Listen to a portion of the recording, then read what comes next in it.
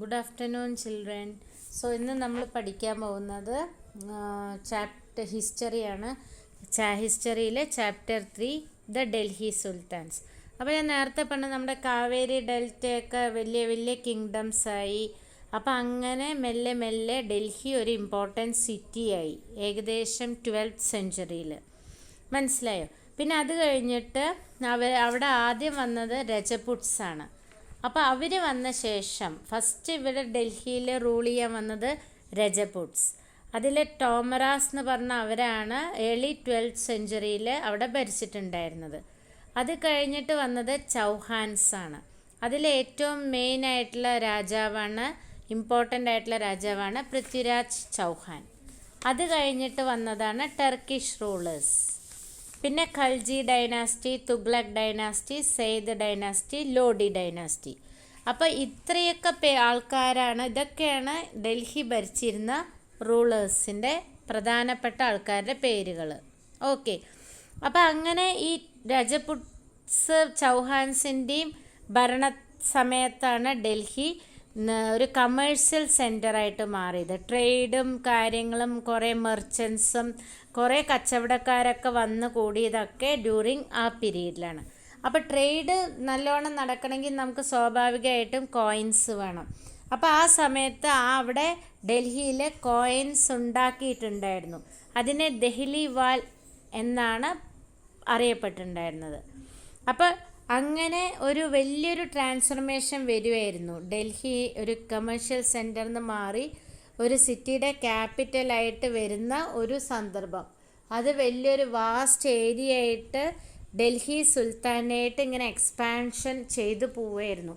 അത്രയും യുദ്ധങ്ങളൊക്കെ ചെയ്ത് ആ സ്ഥലങ്ങളൊക്കെ അവർ പിടിച്ചെടുത്തിട്ട്.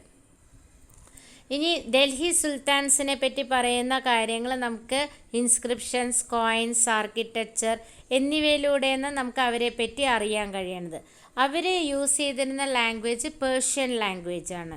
അവരുടെ അഡ്മിനിസ്ട്രേഷന് ഉപയോഗിച്ചിരുന്ന ലാംഗ്വേജും പേർഷ്യനാണ്.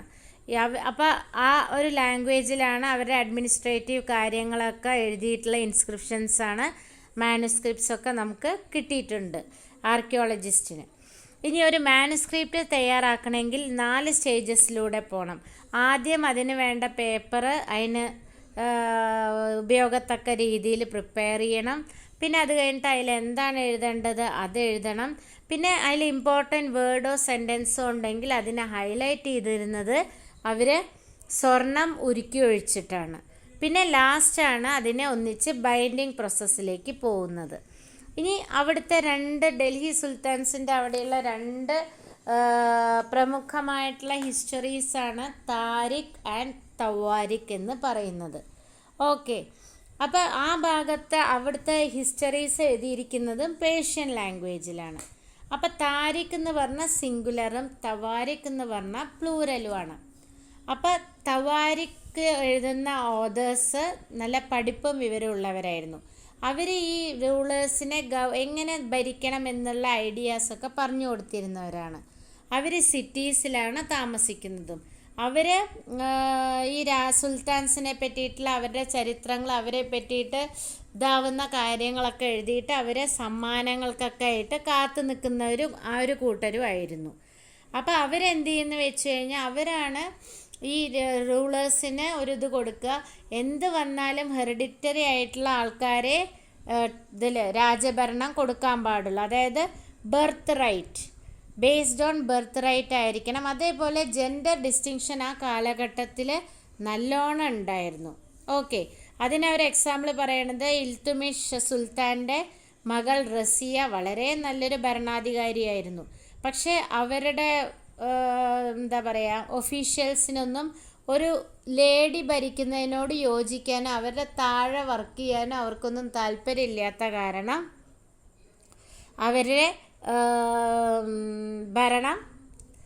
അവരെ ഭരണത്തിൽ കയറിയത് 1236 1240 ആകുമ്പോഴേക്കും അവരെ അത് മാറ്റിക്കളഞ്ഞു അവരെ. ഇനി വരുന്നത് എങ്ങനെയാണ് ഡൽഹി സുൽത്താനേറ്റ് എക്സ്പാൻഷൻ വന്നതെന്ന്. ഈ സുൽത്താൻസ് അവരുടെ ഓരോ ഏരിയ കവർ ചെയ്യുമ്പോഴും അതിന് തൊട്ടടുത്തുള്ള സിറ്റീസും ഈ പോർട്സിൻ്റെ അടുത്തുള്ള സ്ഥലങ്ങളൊക്കെ റിക്കവർ ചെയ്ത് വന്നിട്ടുണ്ടായിരുന്നു. ഓക്കെ, അവിടെ എന്തുകൊണ്ടാണെന്ന് വെച്ചാൽ അവിടെ കമേഴ്ഷ്യൽ എളുപ്പമാണ്, ഗുഡ്സ് സർവീസും അതിനൊക്കെ എളുപ്പമാണ് പോർട്ടിൻ്റെ അടുത്തുള്ള സ്ഥലങ്ങൾ. പിന്നെ അതേപോലെ ഈ ഇങ്ങനെയൊക്കെ ചെയ്യുന്നതിൻ്റെ ഇടയിലും ഡൽഹിക്ക് ഭീഷണിയായിട്ടുണ്ടായിരുന്നു മംഗോൾ ഇൻവെൻഷൻസ്. അവർ അഫ്ഗാനിസ്ഥാനത്താണ്. അപ്പോൾ മംഗോൾസ് അവർ ഈ ഡൽഹി ഇൻവേഡ് ചെയ്യാനുള്ള പദ്ധതിയൊക്കെ പ്ലാൻ ചെയ്യുന്നുണ്ടായിരുന്നു. അപ്പോൾ ഇവരെന്ത് ചെയ്യുമെന്ന് വെച്ച് കഴിഞ്ഞാൽ ഇവർ സോൾജേഴ്സായിട്ട് കൂട്ടുകൂടിയിട്ട്, അപ്പോൾ അതിന് ഈ ഡൽഹി സുൽത്താൻസിനെ ഈ സോൾജേഴ്സിനെ കൺട്രോൾ ചെയ്യൽ വലിയ ബുദ്ധിമുട്ടുള്ളൊരു കാര്യമായിരുന്നു. കാരണം ഇത്ര വാസ്റ്റ് ഏരിയ, പല തരത്തിലുള്ള ഭാഗത്തു നിന്നുള്ള സോൾജേഴ്സും ഉണ്ട്. അപ്പോൾ അവരവരുടെ ഇഷ്ടപ്രകാരമായിരുന്നു കാര്യങ്ങൾ നടത്തിയിട്ടുണ്ടായിരുന്നു. അപ്പോൾ സോൾജേഴ്സിനെ കൺട്രോൾ ചെയ്യുന്നത് ഒരു ബുദ്ധിമുട്ടുള്ള കാര്യമായിരുന്നു ആ കാലഘട്ടത്തിൽ. പിന്നെ ഇതിൻ്റെ എക്സ്പാൻഷൻ കൂടുതലായത് അലാവുദ്ദീൻ ഖൽജി, മുഹമ്മദ് ബിൻ തുഗ്ലക്, ഇവർ 2 റൂളേഴ്സിൻ്റെ കീഴിലായിരുന്നു ഡൽഹി സുൽത്താനേറ്റ് എക്സ്പാൻഡഡ് ആയത്. അതിൽ ആദ്യത്തെ സ്റ്റെപ്പ് വന്നിട്ട് അവർ ഇൻറ്റേർണൽ ഫ്രണ്ടിയർ ഇതാണ് എയിം ചെയ്തിട്ടാണ് അവർ എക്സ്പാൻഷൻ തുടങ്ങിയത്. അതായത് അഡ്ജസൻറ്റ് ലാൻഡ്സും സിറ്റീസും ടെമ്പിൾസും ഒക്കെ റിക്കവർ ചെയ്തിട്ട്. പിന്നെ അതേ സമയം ഇങ്ങനെ ചെയ്യുന്നതിനോടൊപ്പം തന്നെ അവർ ഫോറസ്റ്റ് കാടുകളൊക്കെ ക്ലിയർ ചെയ്ത് വന്നു. ആ ക്ലിയർ ചെയ്ത കാടുകളൊക്കെ പ്രദേശങ്ങളൊക്കെ അഗ്രികൾച്ചറിനായിട്ട് യൂസ് ചെയ്യാൻ തുടങ്ങി. അപ്പോൾ എന്താണെന്ന് വെച്ചാൽ പുതിയ പുതിയ ടൗൺസൊക്കെ അവിടെ എസ്റ്റാബ്ലിഷായി. അവരുടെ റീജിയണൽ ട്രേഡിന് എക്സ്പോർട്ടും ട്രേഡ് റൂട്ട്സായി. അതിനൊക്കെ ഇത് കൂടുതൽ സഹായിച്ചു. രണ്ടാമത്തെ എക്സ്പാൻഷൻ വന്നത് എക്സ്റ്റേണൽ ഫ്രോണ്ടിയർ ഭാഗത്തായിരുന്നു. അതായത് അവർ വേറെ അവരുടെ എലിഫൻസ്, ഹോഴ്സസ്, സ്ലേവ്സ്, പിന്നെ പ്രഷ്യസ് മെറ്റൽസ് കൊണ്ടുവന്ന് അതൊക്കെ പിടിച്ചടക്കിയിട്ടായിരുന്നു. പിന്നെ അവർക്ക് എന്തായിരുന്നു എന്ന് വെച്ച് കഴിഞ്ഞാൽ ഒരു സബ് കോണ്ടിനെൻ്റ് ഒരു മെജോറിറ്റി പാർട്ടും ഇവരുടെ ആർമീസ് തന്നെയായിരുന്നു ഡൽഹി സുൽത്താന്. അവർ കുറേ വേറെ ഇവരെ ആർമിയായിട്ട് ഫൈറ്റ് ചെയ്തിട്ട് അങ്ങനെ അവർ സിറ്റീസൊക്കെ കൈവശപ്പെടുത്തിയിട്ടുണ്ടായിരുന്നു. അതേസമയം ഈ സുൽത്താൻ എന്ത് ചെയ്തു, ഈ ഇതൊക്കെ നടത്താൻ വേണ്ടിയിട്ട് ഈ ഫാർമേഴ്സിൻ്റെ കയ്യിൽ നിന്ന് ടാക്സസും വാങ്ങിയിട്ടുണ്ടായിരുന്നു. അങ്ങനെയൊക്കെയാണ് ഇവരുടെ അഡ്മിനിസ്ട്രേഷൻ നടന്നിട്ടുണ്ട്. അതായത് ഈ എക്സ്പാൻഷൻ നടക്കുന്നതോട് കൂടിയിട്ട് ചിലവും കൂടും അല്ലേ. അപ്പോൾ ചിലവ് കൂടിയപ്പോഴാണ് അവർ പെസൻസിൻ്റെ നിന്ന് ടാക്സസ് ഒക്കെ കളക്ട് ചെയ്യാൻ തുടങ്ങിയത്. എന്തിനാണ് ഇവരെയൊക്കെ കൺട്രോൾ ചെയ്യാൻ വേണ്ടിയിട്ട്. അപ്പോൾ ഇത് ഡൽഹി സുൽത്താൻസിലത്തെ ഒരു പോർഷൻ മാത്രമാണ്. ഓക്കെ, സോ നൗ നെക്സ്റ്റ് നമുക്കിനി ഇതിൻ്റെ ഇത് നോക്കാം, പോയിൻറ്റ്സ് ഒന്നുകൂടി ഡീറ്റെയിൽ ആയിട്ട് നോക്കാം. So chapter 3, the Delhi Sultans. So let's see the introduction. Kaveri Delta became the center of large kingdom. Delhi became an important city only in the 12th century.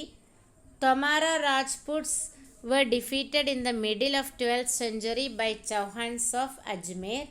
Under Tomaras and Chauhans, Delhi became an important commercial center. Many Jain merchants lived in the city and built temples.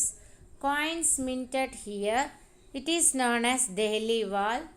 The transformation of Delhi into a capital that controlled vast area of subcontinent started with the foundation of the Delhi Sultanate, and that is the beginning of 13th century. Now let's see what's about the Delhi Sultans. Inscriptions, coins and architecture provide a list of information about Delhi Sultans. They were written in Persian language. The administration was under the Delhi Sultans. So there are 4 stages of manuscripts: preparing the paper, writing text, melting gold to highlight important words or passages. Now last is the preparation for binding. Now the 2 important histories are Tariq and Tawarik. Histories were written in Persian language. Tariq means singular and Tawarik means plural. The authors of Tawarik were learned men. They even advised rulers on governance. The Tawarik lived in cities. They often wrote their histories for sultans in the hope of rich rewards. These authors advise rulers social order based on birthright and gender distinction.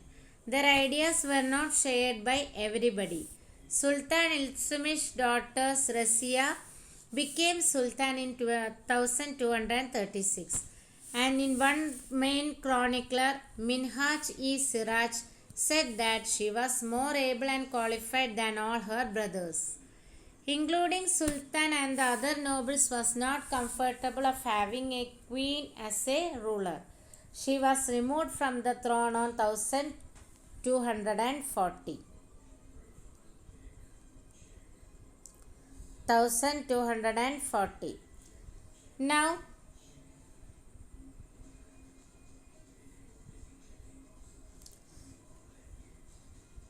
the expansion of Delhi Sultanate. The sultans controlled the lands adjacent to a city or a port that supplied with goods and services. Delhi authority was also challenged by Mongol invasions from Afghanistan. Then controlling a fortified settlement with soldiers was extremely difficult. Further expansion was under Alauddin Khalji and Muhammad bin Tughlaq. The first set of campaign along the internal frontier of the Sultanate aimed at the consolidating hinterlands. During these campaigns, the forests were cleared, and these forests were given to the peasants for agriculture and was encouraged. New towns were established to protect trade routes and promote regional trade. The second expansion occurred along the external frontier of the Sultanate. Sultanate armies captured elephants, horses, and slaves, carried away precious metals. The armies of Delhi Sultanate had marched across a large part of the subcontinent. They had defeated rival armies and seized cities. The Sultanate collect taxes from the peasantry. So that's all for today. Hope you all have understood. Go through the textbook. The rest we can continue in the next class. Okay children. Thank you children.